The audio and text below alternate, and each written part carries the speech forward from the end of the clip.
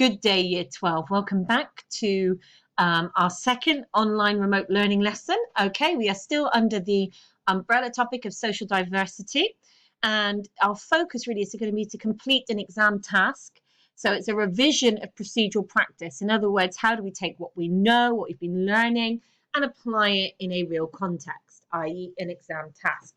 Now, for us, we have actually done a Section A exam task, where we had to evaluate the idea of social groups impacting on the way we use language. And we've done that. That was our first practice. So now if you look across the screen, you'll see that we are camping out in the Section B question 3 area. Okay, so this lesson and probably the time I will give you for one of the lessons next week, okay, will be to make sure that we can write a question 3. Okay, a Section B question 3. Now, the stem of this question always begins with analyze how language is used in text A and B to present. You can immediately see this task is worth 40 marks, whereas Section A and Section B question 4 are both worth 30. Now, we could argue 10 marks across an exam, depending on where you sit on a grade boundary, can be a huge amount of marks or a small amount. But we want to recognise then that Section B question 3 is the highest weighting. Okay, so of the 3 tasks you'll be asked to do in the exam for paper 2, this is the one that carries the greatest value. Now, what it does mean is when we get through the practice of these individual essays and we start looking at whole paper practice, I have previously advised students to actually start at Section B question 3.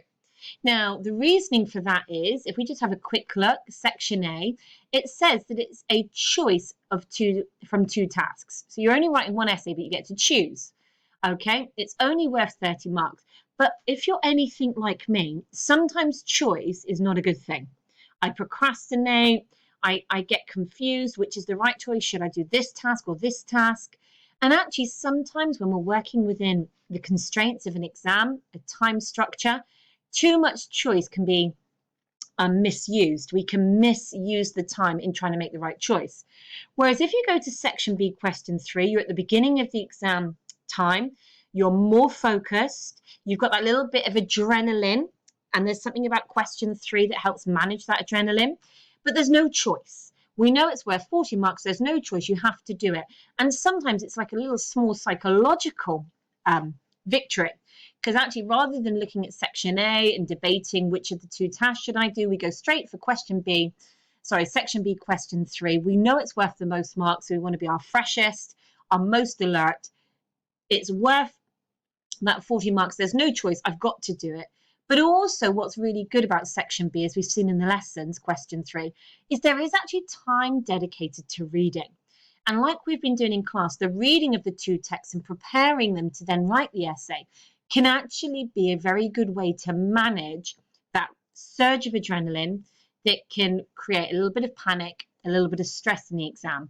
If you know that at the beginning of your paper 2, you get 15 minutes, at least 15 minutes just to read, that's going to regulate your breathing, that's going to regulate your anxiety.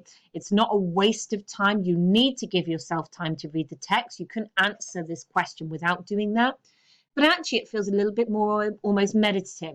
You're controlling your anxiety, your breathing, so that it's a really healthy way to start the exam. So that's kind of what we've been looking at, isn't it? We've looked at 2 texts. We've done a very close guided reading where we've really read and unpacked one together. And then we did a more independent response to text B. Now, out of those 40 marks, it says here that AO1 is worth 10 marks. That's your ability to use language labels, the quality of your writing. It's the ability to spot word classes, sentence types. So when we were doing the table last lesson, it was a direction, a reminder to be using those labels. You get 15 marks for your AO3. Now, AO3 is your ability to look at what language is doing in context. In other words, what does this word choice mean? Why is the writer even chosen to use it? What's the representation being created? And if we just pause there, that AO1 and that AO3 set of skills is transferable. That's exactly what you're doing for paper 1 with Miss Lockett with the unseen texts. It's exactly what you're doing at other times in the paper 2 exam as well. So actually AO1 and AO3, by the time you get into the exam in year 13, are like the strongest skill set you have. So again, starting with section B, question 3, you're utilizing your strongest skill set.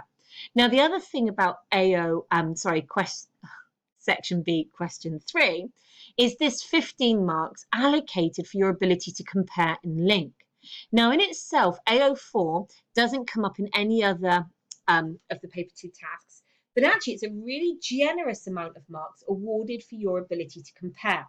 And that's why when we were prepping our tables, so you've been working on those A3 tables in last lesson, that table included a very explicit section where it says similarities and differences. And similarly, as you see today, when we begin to turn our ideas into paragraphs, we will make it really explicit that we need to be continually comparing. And we're going to be taught, I'm going to model it in what we call the integrated approach. So in other words, you don't deal with one text and then another text, and then a conclusion at the end. You are what we call doing an integrated analysis. So something from text A, something from text B, something from text A, something from text B. So you are continually establishing a framework of comparison and links. Okay? So that's what we're looking at today. Now, just if you like a little bit of the bigger picture, the truth is your online learning is going to continue for the foreseeable future. So once we've done this essay, it's going to be the first piece of work that I ask you to submit.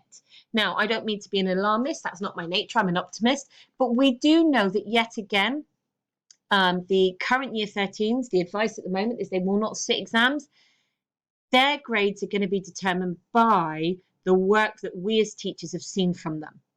Now, I'm only saying this because actually you guys are brilliant. I've really loved working with you. I'm actually missing not being able to work with you in person. But I think suddenly for me as the teacher, if I'm honest, it shows me, or I've learned very quickly at this time, that the work that we submit along the way, so the essays I asked you to do, okay, the exam practices in class, they suddenly have a much greater tangible value because that's our evidence based. If we had to give you a grade, award you a grade, but you hadn't done a final exam, we would look at the essays that we had.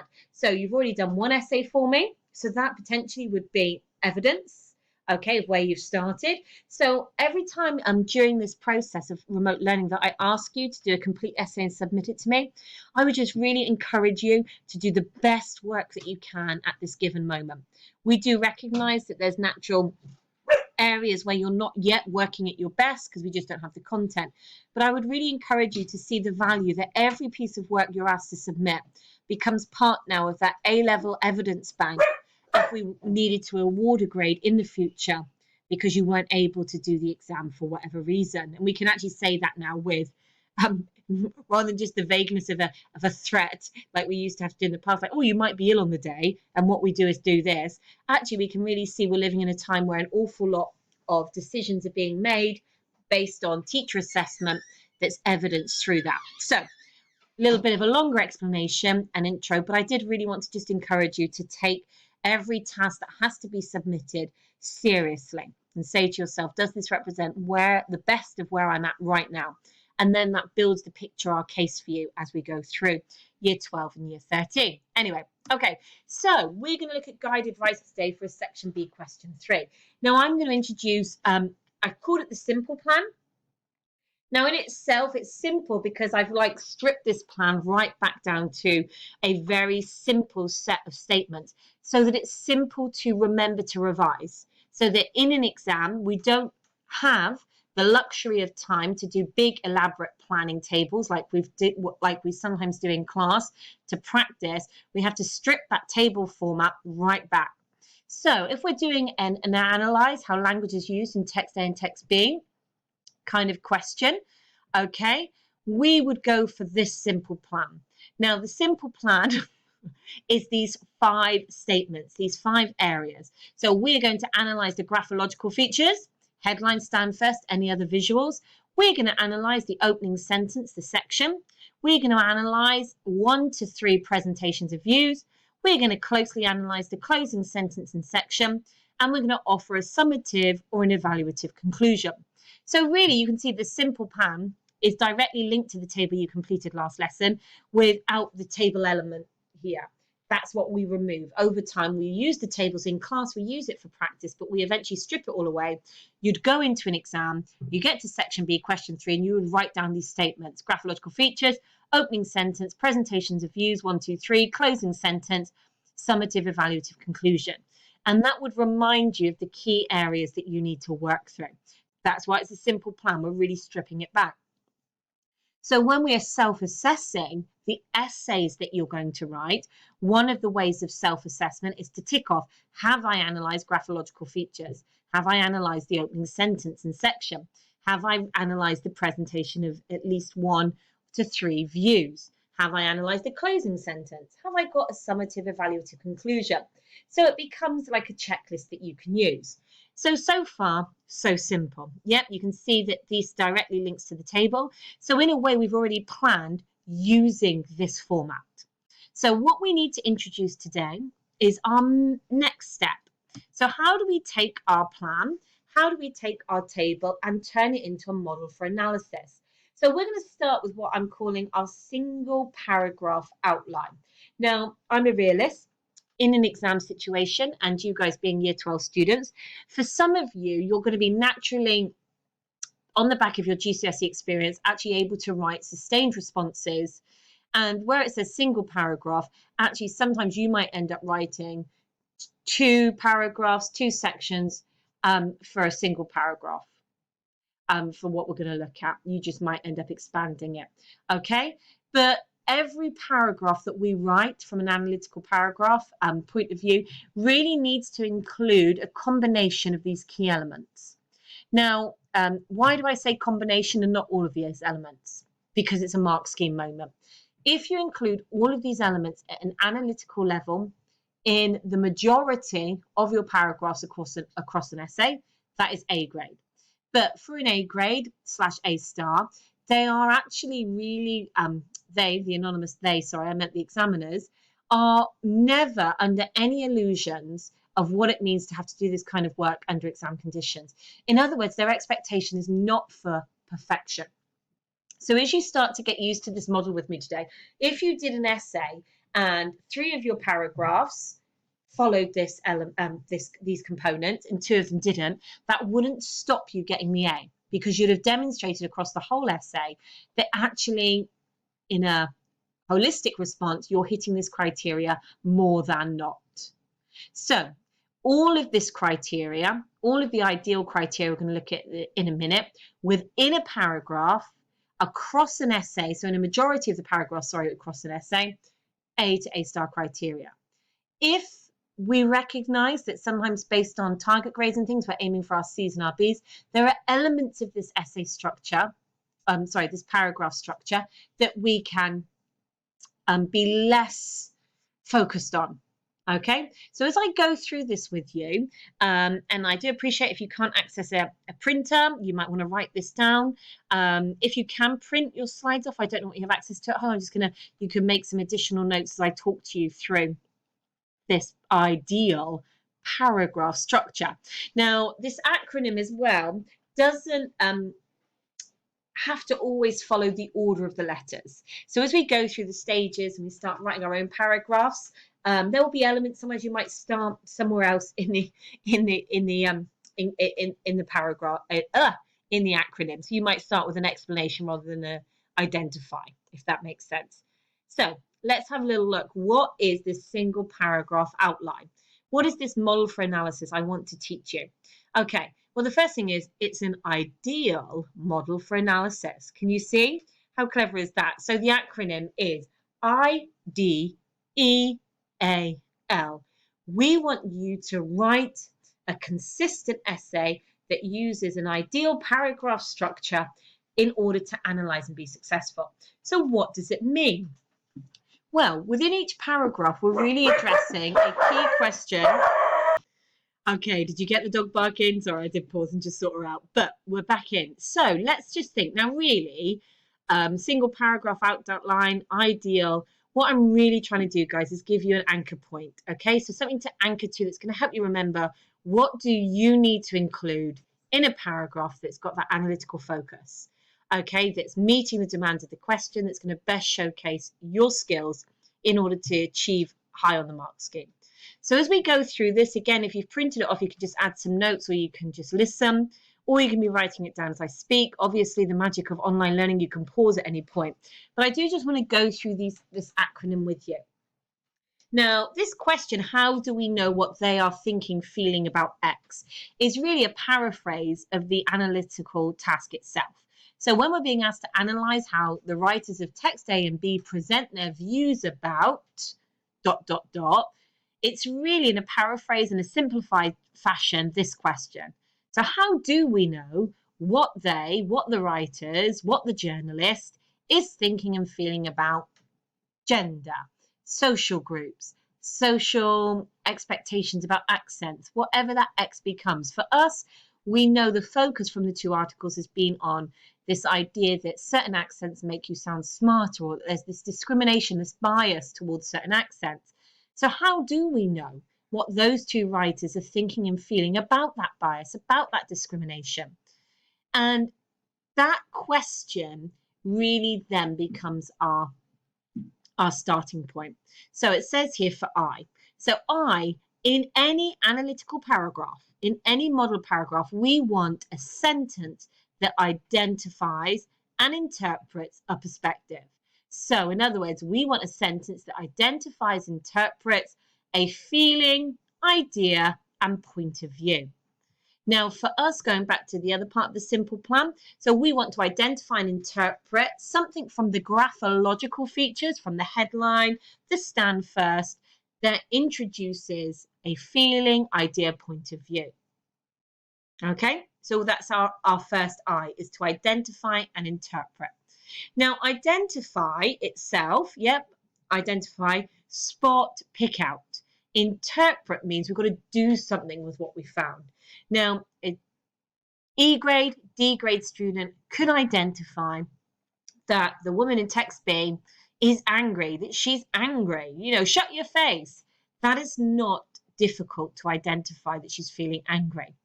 The interpretation then is where we move from E to D, and the level of interpretation takes us up through the mark scheme. So yes, identify is like feature spotting. I can spot an angry feeling. I can spot a disgruntled tone.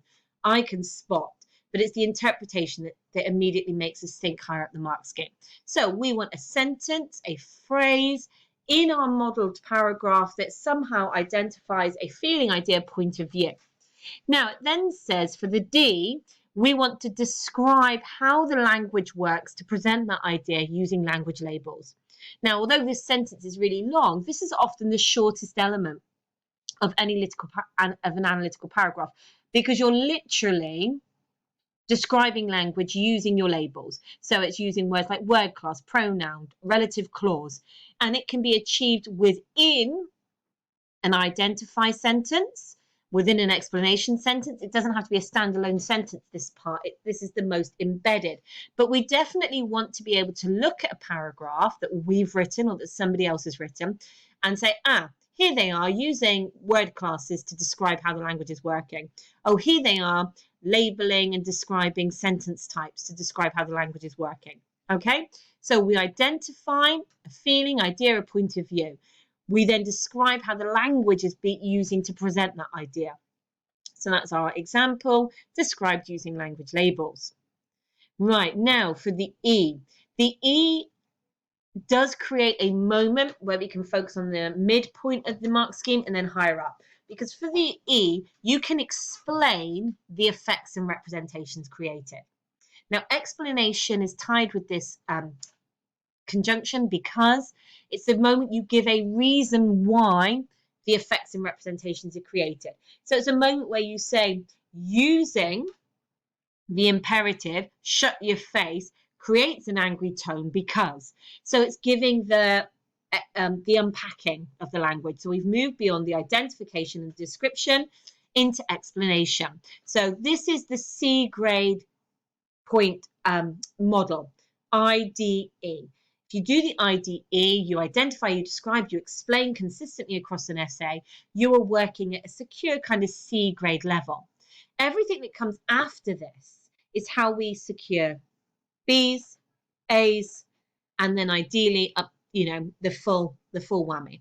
Okay, so the first way that we start thinking higher than a C, and actually this word evaluate takes us right up to an A grade moment, is we can evaluate the effects and representations created. Now, if you had highlighted, sorry, if you've got this on a screen or you've got this in front of you on a piece of paper, I would highlight that word evaluate. Just make a little note next to it. This is an A grade moment. The language of evaluation is recognizing that we don't have to think that everything the exam board gives us is good. Actually, the exam board will deliberately sometimes give us texts that are not examples of sound journalism, that maybe are stereotypical, that are overworked, exaggerated, bad journalism. We want to tap it on the nose and say, bad journalist, bad. What you've done there isn't sound journalism. It's not convincing. It's sensationalist. It's poorly argued. So this evaluation is always a higher order skill because it positions a candidate, so yourselves, students in the exam, to be confident enough to say, wait a minute, that is a good example of journalism, or that's a good use of language, or actually that's not good, that's weak, that's stereotypical, it's narrow. So there is the language of evaluation, which is about teasing out what is good and what is bad. Now, with that level of evaluation, do you remember we said that you get AO4 marks in this exam, which is your comparison? Sometimes your evaluation can be a comparative evaluation. Well, text A does it better than text B. Text A is more convincing than text B. So actually we can build up an evaluative discussion of effects and representations created in a text by looking across the two. But you can actually just evaluate in isolation. This is a convincing piece of journalism. In this moment, the writer actually appeals to me.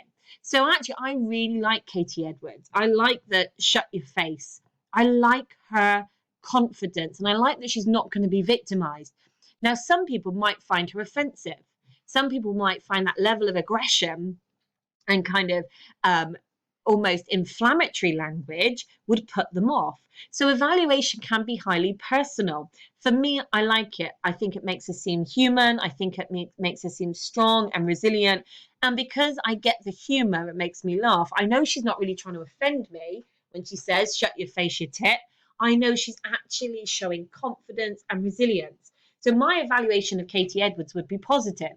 Other people might find that level of confrontational journalism off-putting and would evaluate it negatively. So that's again why evaluation is always a higher grade. It comes in at the B and the A grade because you have to make your case. You have to say, I find Katie Edwards' approach convincing because. Okay, so that's the E. So you might want to highlight this or use different color pens. So the IDE, identify, describe, explain, that's your C grade. When you begin to identify, describe, and evaluate is an A grade characteristic. Now, these other two parts of the paragraph, the ideal paragraph, again, are taking us into higher grade territory. So the A, okay, the A of our idea, we want to appreciate every piece of text, every word, every phrase that we've analysed in context. Okay, now this is so important, not just for these articles, but any analysis of language, that we recognize and appreciate context. Okay, and actually I can use the Katie Edwards example. In the context of the bigger article, when she ends with that cyclical repetition of the phrase, shut your face, you tit, it is no longer offensive. Because we have followed her argument and her experiences through the article, because we've understood that she herself is clever and articulate and educated and yet has been discriminated against, we understand and we give her permission at the end to use that kind of inflammatory language in a tongue-in-cheek way. It works, it's funny. It actually reminds us that yes, this is a serious issue, but she's also able to laugh within it. And that makes me like her even more. Now, if we took it out of context and we were just analysing the phrase, shut your face, you tit, and we didn't put it in context, we could talk about, oh, this is offensive. This is inappropriate use of language. This is not allowed. This should be censored. You know, some people might appreciate the language in the wrong way. So everything about context is saying, okay, where? Okay, and sometimes context actually is a bit simpler. There is a difference between writing for the BBC Work Life page and writing for the Telegraph. The BBC Work Life page is already establishing itself as having a very particular focus on work life, so issues affecting your life at work. Whereas the Telegraph suggests a much more broader kind of readership, that it's a piece of journalism that's designed to be informative, entertaining, so it is different. So the reason appreciating context is again moving to the C's to the B's is because actually that's a higher order skill. Looking at the word, you zoom in and you analyze the word for the I, the D, and the E. Okay, so that you're working at a word or a sentence level, but then at A, you're putting it back into context. You're thinking about the bigger picture. Okay, you're appreciating that context does make a difference to meaning, to representation. So that we go. We'll see some of this as well. So we're appreciating it in context. Now, the final one. Now, I must actually just kind of contradict myself, and I must apologize, because this final L, link and compare. Okay. Now, I did say you get 15 marks for your comparative skill when we start to build this essay. And actually, if you did the I, the D, and the E all the way through, but you never linked or compared the two texts, you wouldn't get your C. So where I said really that moving down through this, you're securing a higher grade, you would have to link and compare at some point, not all points, but at some point for your C. So that's our acronym. That's our model for analysis. Now, in itself, anything that's seen as a bit of an abstract acronym with explanations on a page, it's beginning to then see that in practice. So what we are going to see for the rest of today's session, okay, is we're going to start to build some of our own responses, but we're going to look at an A grade essay. Now, I always get anxious about showing this essay because the teacher in me is really critical of it. I do think it is an A grade. This is the one that the exam boards put out as an example of an A grade. And actually, its A grade characteristics are quite subtle. So when you read this one initially, you might be thinking, like I do, at a critical level, is that really an A grade? Because actually, the things that this candidate does, which hit the A grade characteristics, are quite subtly embedded. And there's obvious elements we'll see in a minute that are strong. But you might be reading this thinking, I can do that. And actually, if you're reading it with me and we're looking at it today, and you might think, yeah, it could actually make us feel hopeful and optimistic. So, and again, what I would say is when they put out model examples, it always, well, we could do it that way, we could do it a bit better, we could tweak it. And what I really want is by the end of this process, so when we're in year 13, that you've all got what we call critical autonomy. You all have your own voice that comes through in the way you write, okay? Models, acronyms, paragraph, kind of like lists, this is what I want you to do, are really good supports and scaffolds, but a confident A grade A-level student has autonomy. They have their own voice, okay? So whatever I ask you to do is our starting point, but when you begin to adapt it and make it your own, that's what I would love to see. So let's see what comes next. Okay, so this is an A grade student. Now, guys, I have included as part of the PDF to go with this lesson a pack of essays. So you need to find this one, okay, the text A student, if you want to print it off to have your own copy, or you can just save it for later references. But there are other A grade examples in the pack for different types of questions.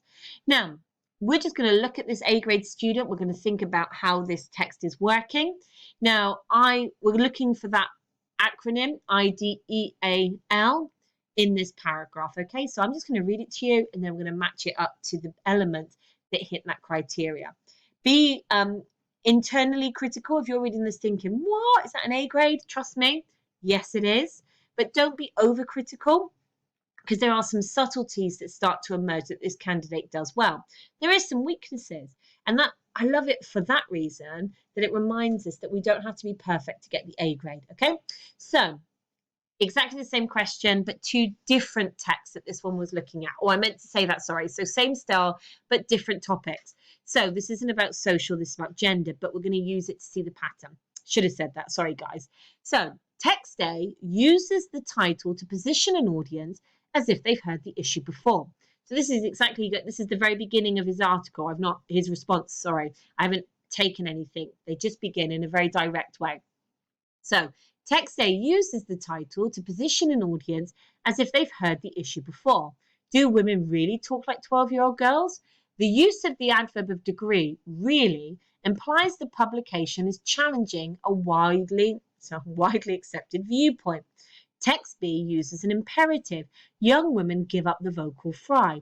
This positions the author as a voice of power. Text A mainly uses a question to appeal to those interested, whilst text B will grab the attention using a strong sounding instruction. Contextually, text B uses an image of a female.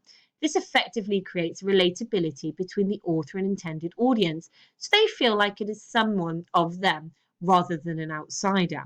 Now, before we do the critical thing, which is like, that doesn't work or that doesn't, let's look at what this candidate is doing that hits that ideal criteria.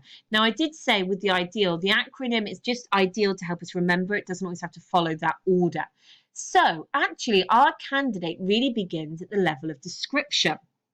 Okay, they come straight in at the descriptive level because they introduce a quote, do women really talk like 12-year-old girls, which is from the title. So they're looking at a graphological feature, and they go straight in describing the adverbs, and in a particular way, look, the adverb of degree. So they are using two labels, which we know as a higher order. Now, text A uses the title to position an audience. Now, that's an embedded explanation of effect. Okay, they are actually at that level explaining effect. They're telling us what the title's doing. So they are explaining an effect. So actually, this paragraph begins with an explanation of effect, uses the title to position an audience. They run into the quote, the example to illustrate that. Do women really talk like 12-year-old girls? And then they go straight in for their labeling. So we have got evidence of the I, the D, and the E really quickly and succinctly introduced. And that's the other thing I want to draw attention to. The acronym IDEAL and the levels of explanation make it seem like these are big sentences. Sometimes they're not. This is a really lovely example that you integrate these elements. Okay, so what comes next then? The use of the adverb agree really implies the publication is challenging a widely accepted viewpoint. So it's identifying the text is challenging a viewpoint. It's describing adverbs and imperatives that comes up in a minute. It's explaining what we call here the representation of author's voice. Now, what we will see over time is when I said in the acronym, you explain an effect or a representation, there's many levels at which this works. You can explain the representation of a person, an idea, a place, a voice. You can explain the effect of a person, author, reader. There's huge kind of potential here. So we just get our heads into, at some point, I need to explain the effect of the chosen word or phrase in front of me. And in a really nice way, their explanations are also linked to the impact on the reader and the audience. So they're really aware of that relational impact. This is what the writer's doing and its impact on the reader.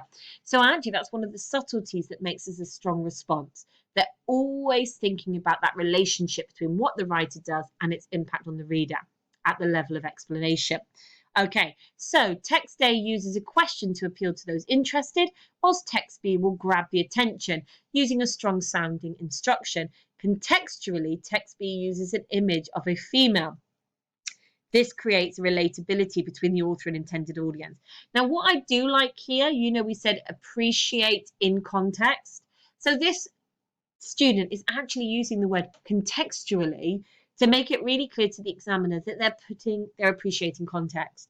And for this, it's a subtle way, but it's saying text B uses the image of a female. So they're looking at the context of it being a bigger article and those graphological features. Okay. And all the way towards the end, we can see that they move across text A to text B. Okay. So they do it from the title. They compare, okay, that text A uses an adverb of degree. Text B uses an imperative. And then they actually make it more explicit. Text A uses whilst. So we've got these signifiers for that higher part of the mark scheme. So I would love you to make a note that we can use the signifier. Actually, we're going to practice this anyway, contextually.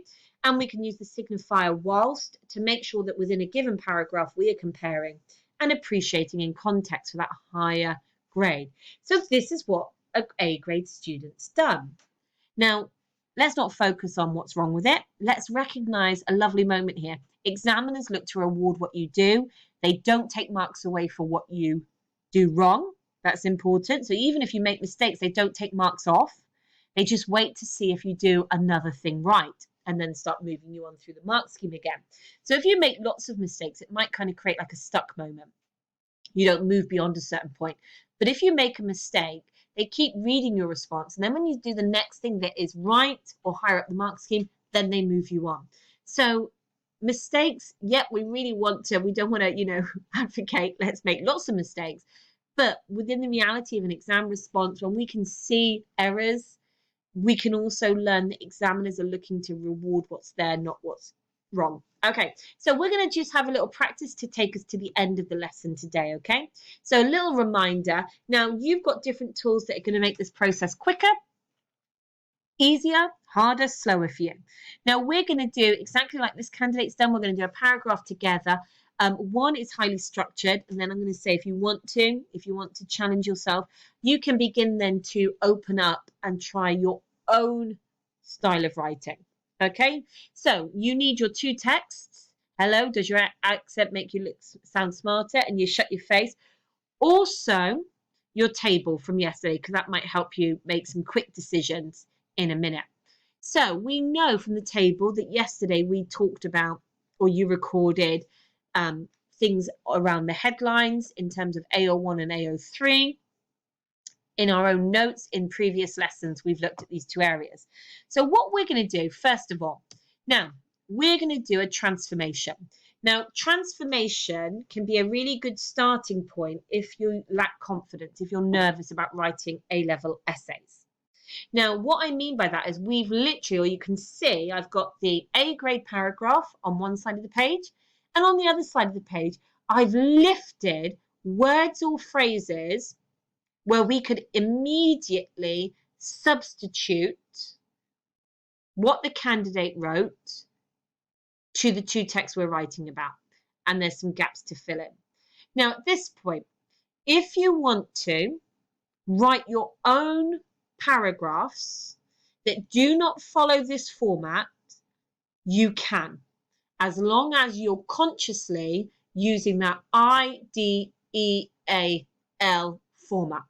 Now, I will also do some paragraphs with you next week that use the IDEAL format. But what I want to just show you is that sometimes looking at an A grade response, we can begin to build our own confidence. So if you're feeling confident already, you can pause the video, you can ignore me, and I would ask you to write your own ideal paragraphs that identify, describe, explain, appreciate, and link the two headlines. In other words, that you could take that first row of your A3 table yesterday that has your notes in already about headlines and turn it into a paragraph that you believe hits that ideal criteria. So that's if you're feeling confident and you want to just fly without constraint. You just want to go for it. So you can pause your essay here, your lesson here. You can write that paragraph totally independently. If you would like to do the structured one with me, you stay listening, okay?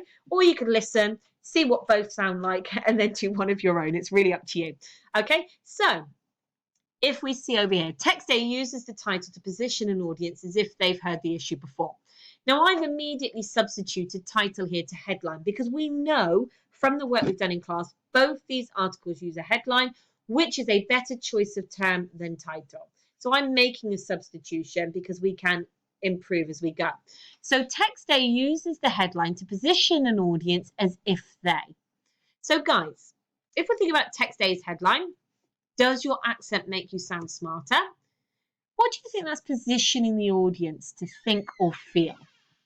Oh, okay, so let's think about that. So somebody says to you, does your accent make you sound smarter? So actually, what is the audience being positioned to do? Does your accent make you sound smarter? It's a question, it's an interrogative. So text A uses the headline to position the audience as if they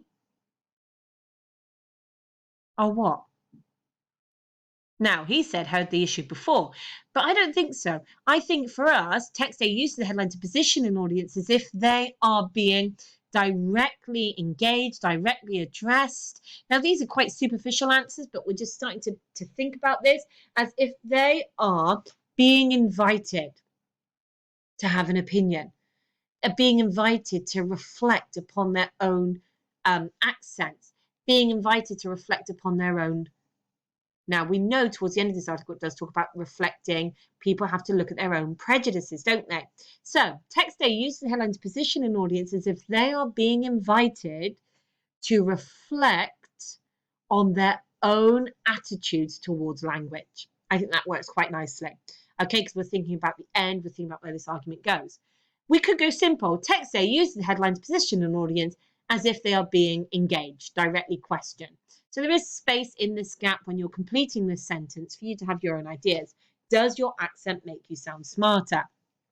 Okay, now the use of blank implies the writer is. So this guy says the use of the adverb of agree really implies the publication is challenging a widely accepted viewpoint.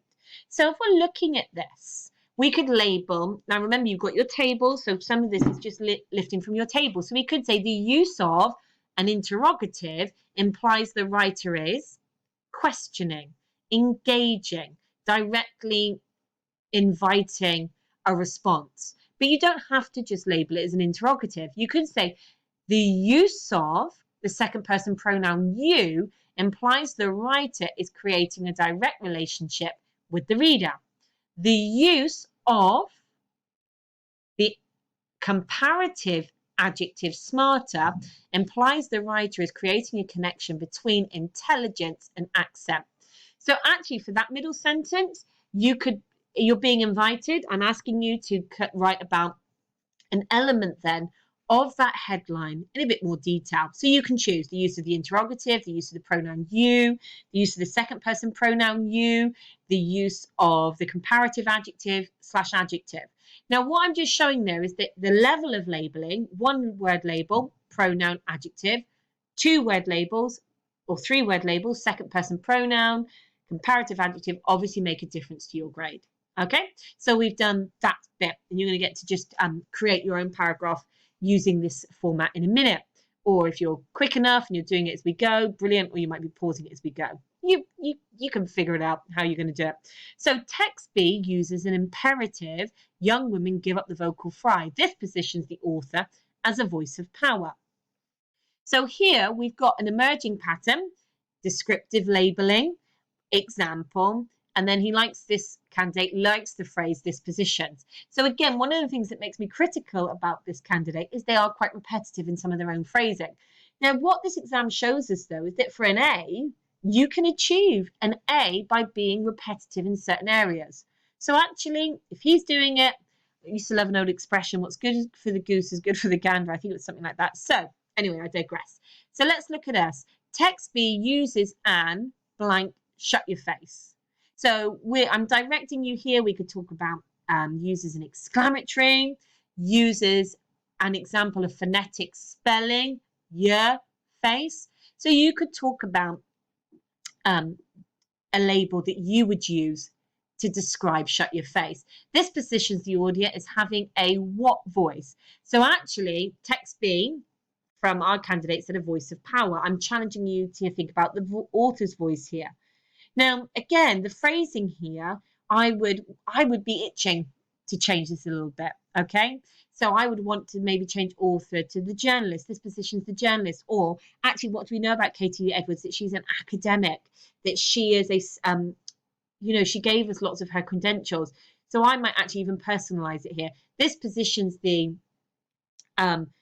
writer, Katie Edwards, who is an academic, as having a powerful and authoritative voice. So again, as we're doing this, or as you're doing this in a minute, you can either use the format exactly as it appears, or you can personalize it. Okay, so he then says, Text A mainly uses a question to appeal to those interested, while text B will grab the attention using a strong sounding instruction.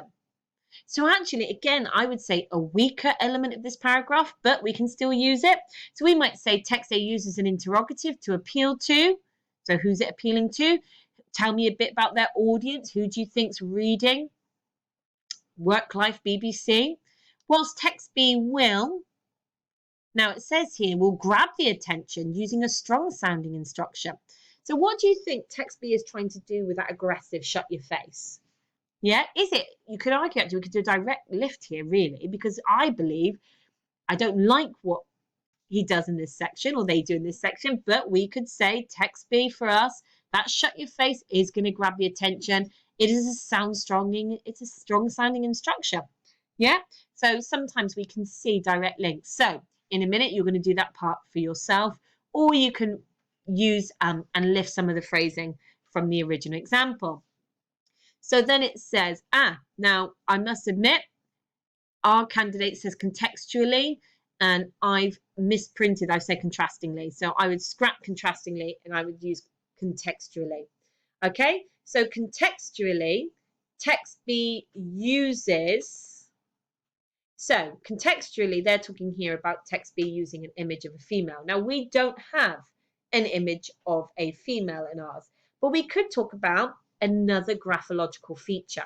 So this is where we have to start to look. Now we could say contextually, text B uses a stand first, which is a common element of journalism.